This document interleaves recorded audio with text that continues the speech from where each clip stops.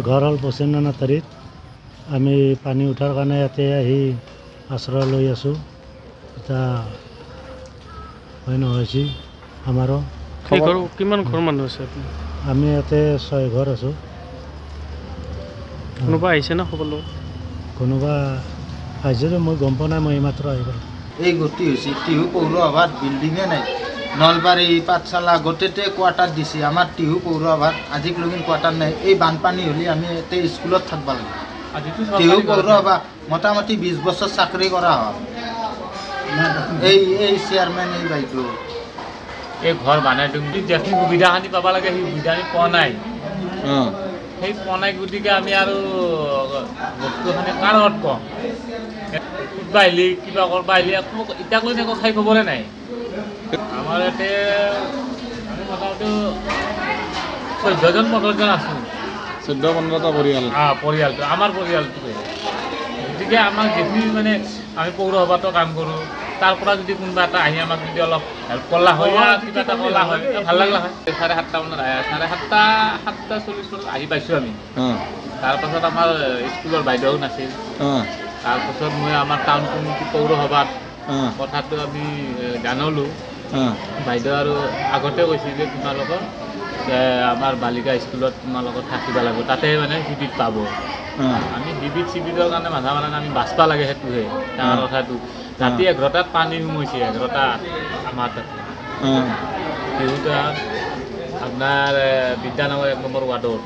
গতিকে আমি আৰু সেই পানীখিনি গোটেই চলি পলি লৈ আহি গৈছোঁ। এতিয়ালৈকে বস্তুটো আমি চৰকাৰৰ পৰা একো সাহায্যটো পোৱা নাই। 1 নম্বৰ কথা। বাকী জেগাত চব পানী পাই আছে, কিন্তু ইয়াতে যিমানকেইটা আছে আমাৰ সাহায্য একো হোৱা নাই। না খবৰ ল'ব আহিছে না কিবা ল'ব আহিছে। খবৰ ল'ব এতিয়ালৈকে আমাৰ পৌৰসভাৰ পৰা অহা নাই, আমাৰ হেৰিৰ পৰাও অহা নাই। মানে মুঠতে চৰকাৰী আবেদনৰ বাদে প্ৰায় অহা নাই। প্ৰতি বছৰে এনেকুৱা বানৰ সন্মুখীন হয়। আচলতে মহাবিদ্যালয় হৈছে আমাৰ অসমৰ এখন ঐতিহ্যমণ্ডিত মহাবিদ্যালয়। আৰু এতিয়া আমি ইমানেই আমাৰ পানী হৈছে সন্মুখত যে 3টা পৰীক্ষা আমাৰ চলি আছে। Degree 2nd semester, 4th semester আৰু লগে লগে PG পৰীক্ষাও চলি আছে। গতিকে ল'ৰা ছোৱালীবিলাকে ইয়াতে যথেষ্ট অসুবিধাৰ সন্মুখীন হৈছে তেওঁলোকে। আৰু এইটো আৰু অহাকালিৰ পৰা এডমিশ্যন আছে। চৰকাৰে এটা নটিচ দিছে যে এডমিশ্যনটো আমি 20 তাৰিখৰ পৰা আৰম্ভ কৰিব লাগিব। গতিকে 21-20ত আমাৰ এডমিশ্যন আছে। গতিকে এডমিশ্যনৰ সময়তো হয়তো বহুত দূৰ দূৰণিৰ পৰা ল'ৰা ছোৱালী আহিব। আৰু আমাৰ শিক্ষানুষ্ঠানৰ অৱস্থা এনেকুৱা হৈ থাকিলে হয়তো ল'ৰা ছোৱালীবিলাকে বহুত অসুবিধাৰ সন্মুখীন হ'ব।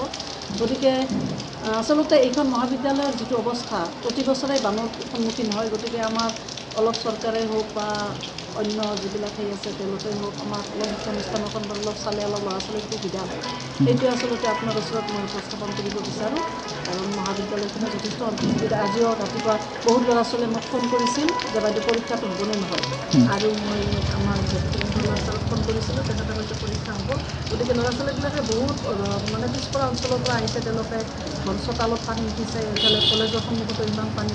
তথাপি ল'ৰা ছোৱালীবিলাকে ইয়াতে যথেষ্ট বহুত অসুবিধাৰ সন্মুখীন হৈছে। গতিকে ইয়াৰ অলপ সমাধান আচলতে আমি বিচাৰোঁ আমাৰ কৰ্তৃপক্ষৰ